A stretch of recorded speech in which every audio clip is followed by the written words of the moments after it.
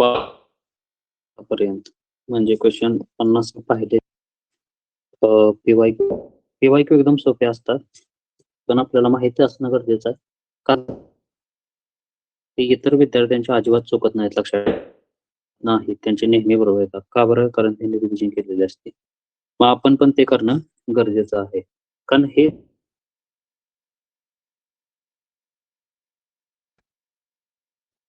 तर आता जनरली काही क्वेश्चन एकदम सोपे आहेत, त्यामुळे आपण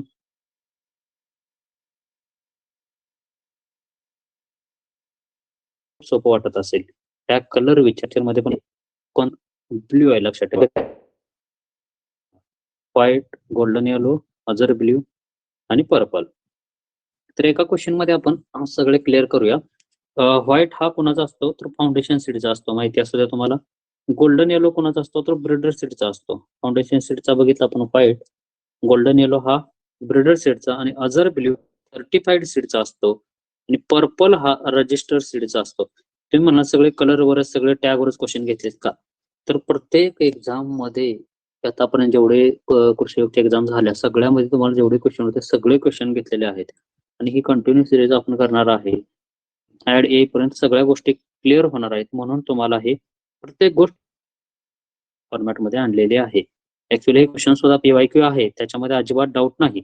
the tag colour of registered seed, बघा त्याचं काय असणार आहे. आता बघितलं आपण पर्पल, परत बघा ग्रीन जे आहे ते ट्रुथफुल साठी आहे, ओपेल ग्रीन म्हणतो आपण त्याला, ओपल ग्रीन.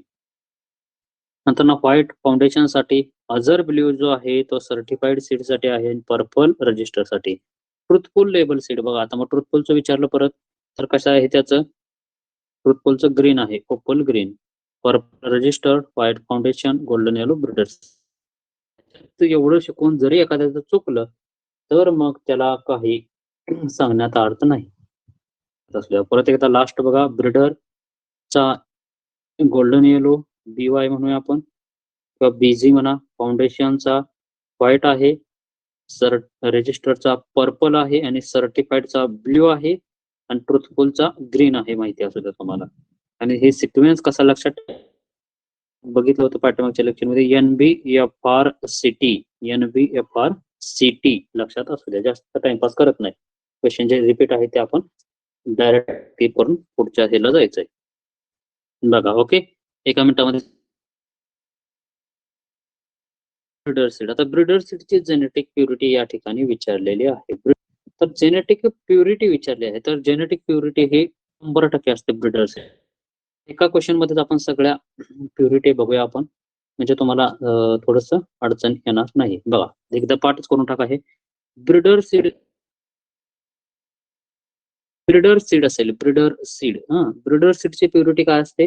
100%. ओके, 100%. त्यानंतर फाउंडेशन सीडची प्युरिटी काय असते? 99.5%. लक्षात ठेवा, 99.5%. कोणाची? फाउंडेशनची. आणि सर्टिफाईड सीडची किती असते? मग 99%. बघा नीट बघा, ब्रिडर सीड 100%, फाउंडेशन 99.5 आणि सर्टिफाईड 99%. मग आता आपल्याला क्वेश्चन काही येतील याच्यावरती ते सगळे सॉल्व्ह करायचे. 100%. आता फाउंडेशन सीड आताच बघितलं आपण, फाउंडेशन सीडची किती? 5%, 99.9%, 99.9% म्हणतो आपण त्याला. म्हणजे जनरली 99.9% असते ती कोणाची? फाउंडेशन सीडची. हे तुम्हाला माहिती असू द्या. ऑप्शन वाईज असे ऑप्शन दोन्ही नसतात मोस्टली. त्यानंतर पुढे बघा, पुढचा क्वेश्चन आता काय? Genetic purity of certified seed. इथं आपण टाइमपास करत नाही, डायरेक्ट आताच आपण कव्हर केलं होतं. ते किती? 99.5 किंवा 99%, जे ऑप्शन मध्ये दिलेलं असेल त्याच्यानुसार सर्टिफाईड सीडचे विचारलेले आहे. परत रिवाइज करू आपण. ब्रिडर सीड 100% सीड जे आहे ते 99.99% आहे किंवा 9% म्हणते हरकत नाही. सर्टिफाईड सीड 99.5% आहे, असू द्या.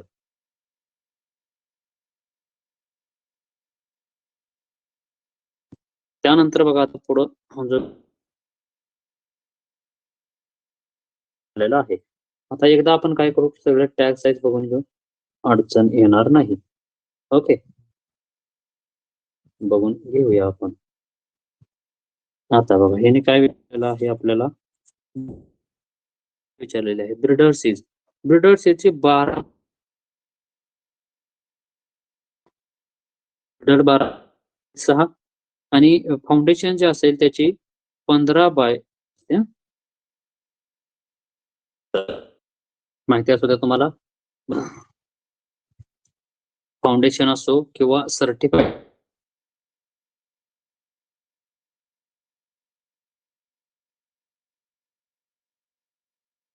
असेल 15/7.6 असते. मग आता बघा ओके, ब्रिडर सीडची 12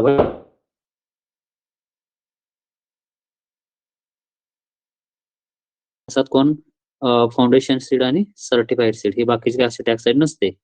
सर्टिफाईड सीड ओके. सीडची सीड साईज टॅक्स साईज विचारली 15/7.5 आहे. बरोबर. आता जास्त आपण टाइमपास करणार नाही. एकदम क्वेश्चन तुमच्या वाया घालवत तुम्ही ह्याला पण अजून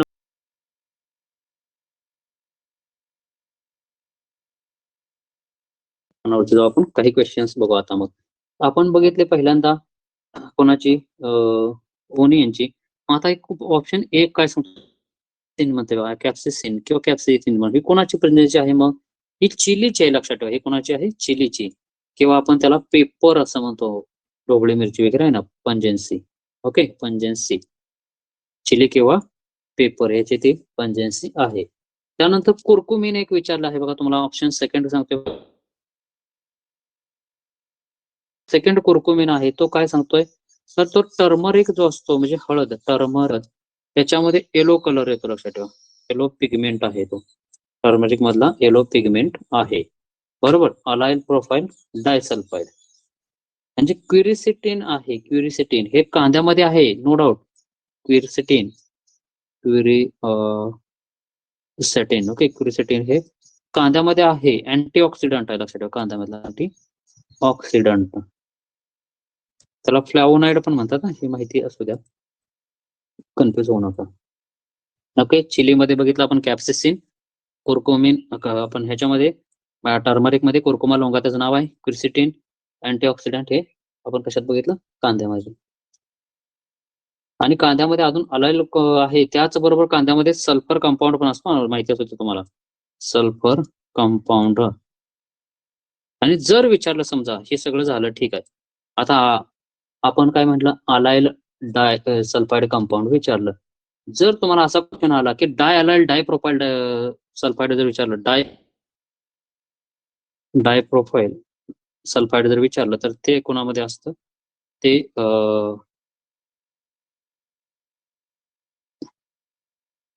जो आपला लसूण असतं बघा त्याच्यामध्ये असतं ना, ते डायलाइल डायप्रोपाइल सल्फाइड. हे कशात असतं? लसणामध्ये असतं. माहिती असू द्या तुम्हाला.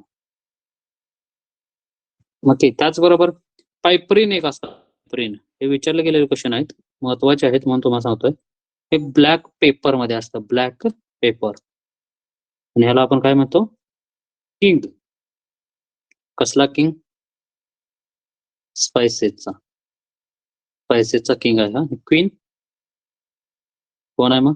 कार्डॅमम आहे ना, कार्डॅमम. ओके, हे महत्वाचं होतं. तर हे आपण इथं कव्हर केलं आहे.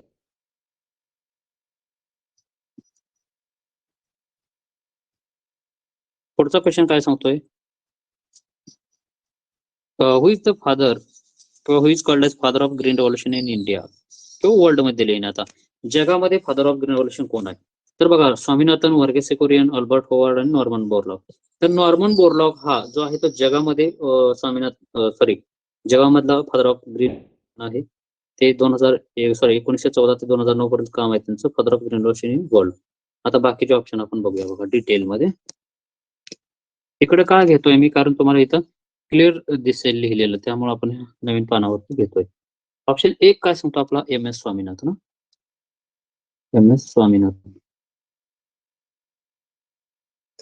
ओके. आता father of green revolution in India, father आहे ते कोण? Green revolution in India. जास्त टाइमपास करत नाही, एकदम फास्ट घेतोय. Green revolution in India. आता 2 नंबर. आणि ह्याच बरोबर त्यांनी एव्हरग्रीन रिव्हॉल्युशन सुद्धा दिलेलं आहे. लक्षात ठेवा, एव्हरग्रीन रिव्हॉल्युशन. आणि फक्त रिव्हॉल्युशन ही टर्म जर कोणी कॉइन केली असेल, ग्रीन रिव्हॉल्युशन किंवा रिव्हॉल्युशन असेल, ते तर विल्यम गौड आहे. लक्षात ठेवा, विल्यम गौड. माहिती असू द्या तुम्हाला विल्यम भाऊ.